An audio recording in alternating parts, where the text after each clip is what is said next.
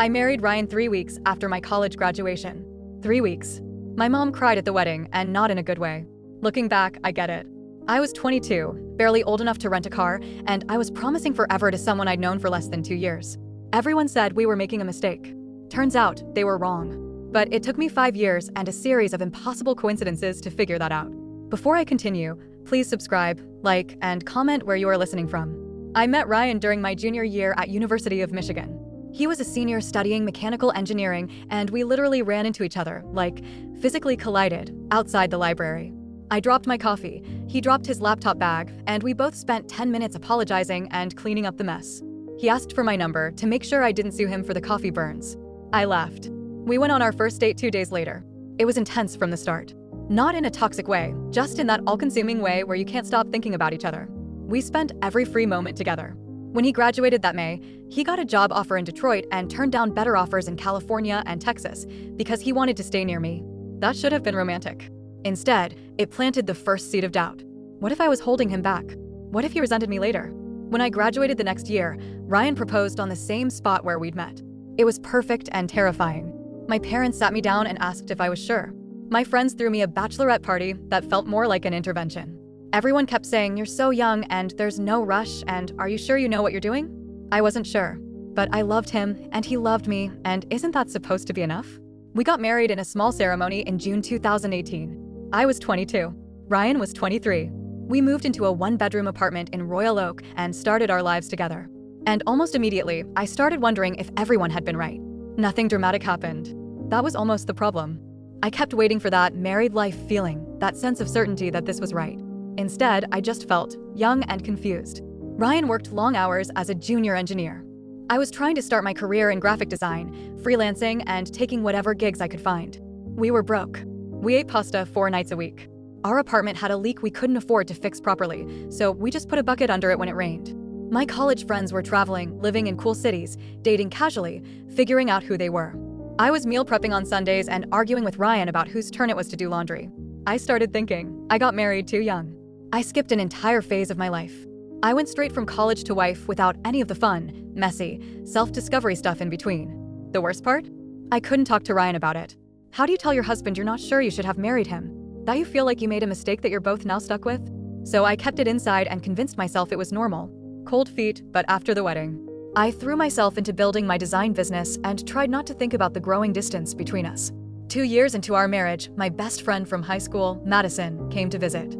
She'd moved to Portland after college and was living what I thought was the dream life, cool apartment, dating a musician, working at a trendy design firm. We went out for drinks, and I was ready to hear about her amazing adventures. Instead, she spent 2 hours crying about how lonely she was, how dating was exhausting, how her job was toxic despite looking cool on Instagram, how she envied what Ryan and I had. "You're so lucky," she said. "You found your person. You have someone to come home to." I go on 3 dates a week, and I've never felt more alone. It didn't change my mind, but it made me think. That same week, Ryan's company announced layoffs. He was junior enough that he should have been first on the chopping block. But his boss fought to keep him because of a project Ryan had been working on, a project he'd volunteered for specifically because it was flexible enough to work around my unpredictable freelance schedule. If he'd taken that California job, he'd have been on a completely different team. He probably would have been laid off. But because he'd stayed for me, and because he'd chosen projects that accommodated my career, he kept his job. Coincidence? Maybe. But it was the first domino. Year 4 of our marriage, everything went wrong at once. My dad got diagnosed with early-onset Alzheimer's at 58. My mom fell apart. I had to go back to Ohio every other weekend to help. My design business stalled because I couldn't focus. Money got even tighter because of travel costs.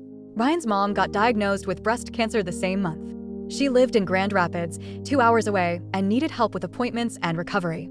We were 26 years old, drowning in caretaker responsibilities we weren't prepared for, barely making rent, and our marriage started cracking under the pressure. We fought constantly. Stupid fights about nothing, dishes, directions, whose family needed us more. But really, we were fighting about bigger things. About being too young for this. About feeling trapped. About whether we'd made a huge mistake getting married when we did.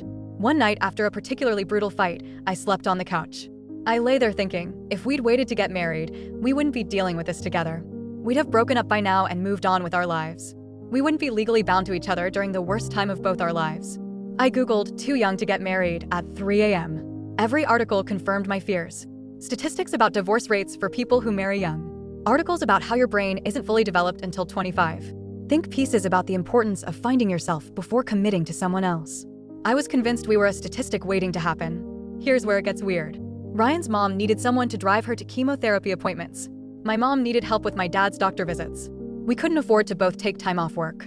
We were figuring out this impossible schedule, about to have a fight about who would sacrifice what, when Ryan's boss offered him a flexible remote work arrangement.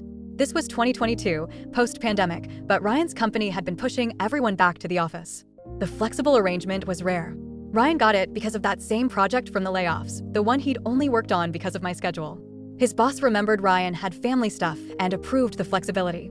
So Ryan could work from anywhere, which meant we could drive to Grand Rapids together, I could help my mom in Ohio, and we could coordinate everything without either of us losing our jobs. That's coincidence number 2. Or was it? Then my dad's neurologist moved to a new practice in Grand Rapids. The only specialist my dad trusted, now in the same city as Ryan's mom.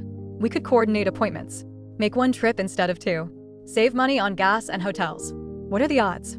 My mom said it was a miracle. I still thought it was just random luck. 5 years into our marriage, I hit my breaking point. We were at Ryan's mom's house in Grand Rapids. She was doing better through treatment, but still needed help. My dad was declining faster. I was exhausted and resentful and convinced I'd ruined my life by getting married at 22. I told Ryan I needed to talk. We went for a drive, and I broke down. I told him everything. How I felt like we'd made a mistake. How I wondered what my life would have been like if I'd waited. How I loved him but wasn't sure love was enough. How I felt robbed of my 20s. Ryan pulled into an empty parking lot and turned off the car.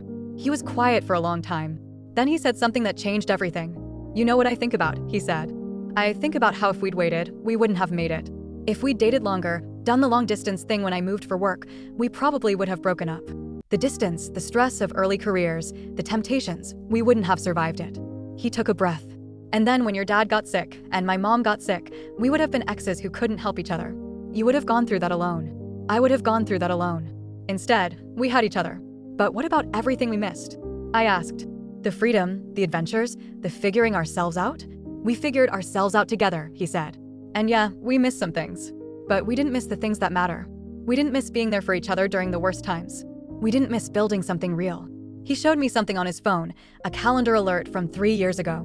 The day he'd volunteered for that project at work, the one that saved his job and eventually got him flexibility. The note said, "Project that works with M's schedule." "I chose you," he said. "I keep choosing you. Not because I have to, but because I want to.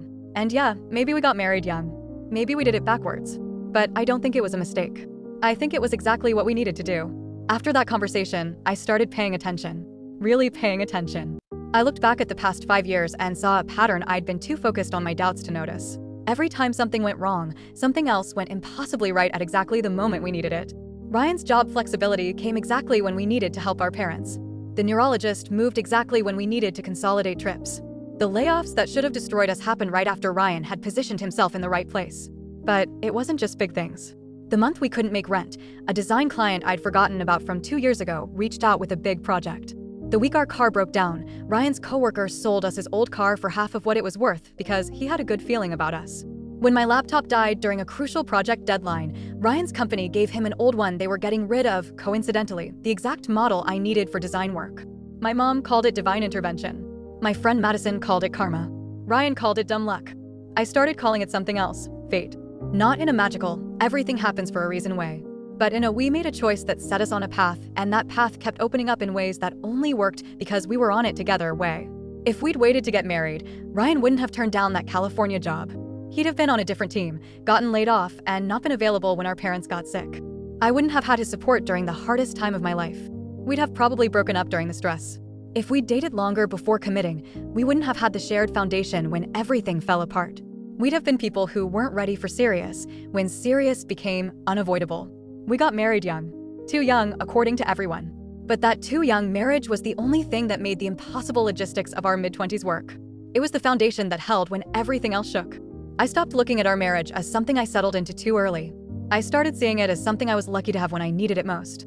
I stopped comparing our life to my friends' Instagram perfect adventures. I started noticing that Madison called me crying more than she posted party photos. That my traveling friends were lonely and exhausted. That the people with freedom often felt untethered instead of liberated. I stopped resenting the things we'd missed. We didn't miss them. We chose different things. And those different things saved us. Ryan and I went to therapy. Not because we were falling apart, but because we wanted to understand what we'd been through. Our therapist said something that stuck with me. You didn't marry too young. You grew up together. There's a difference. We did grow up together. We learned how to be adults, how to handle crisis, how to show up for each other, all while married. Was it conventional? No. Was it easy? Hell no. But was it wrong? I don't think so anymore. We're 29 now. 7 years married. Still in Michigan. Still figuring things out. Ryan's mom is in remission. My dad's condition is stable with medication. We're not rich, but we're not drowning anymore.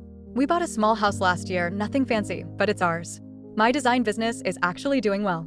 Ryan got promoted. We still eat pasta too often, but now it's because we like it, not because we can't afford anything else. Last month, we went to Madison's wedding. She's 30, marrying a guy she met last year, and she's absolutely glowing. At the reception, she pulled me aside. I used to think you guys were crazy, she said. Getting married so young. I thought you'd missed out on so much. But watching you two through everything these past years, you have something I've been searching for my whole 20s. You have history.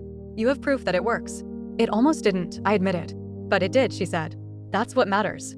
She's right. It did work. Not because it was easy or because we did everything right. It worked because we were exactly where we needed to be, when we needed to be there, together. I used to think marrying Ryan at 22 was the biggest mistake of my life. Now I think it was the best decision I ever made, even when I didn't know it. Especially when I didn't know it. Maybe that's what fate is. Not some magical force making things happen, but making a choice and discovering that choice keeps opening doors you never knew existed. Doors that only open because you made that specific choice at that specific time. We got married too young. Everyone said so. And maybe they were right. But maybe too young was exactly the right time for us.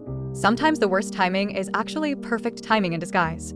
If this story touches your heart, please like, share, and comment to support the channel.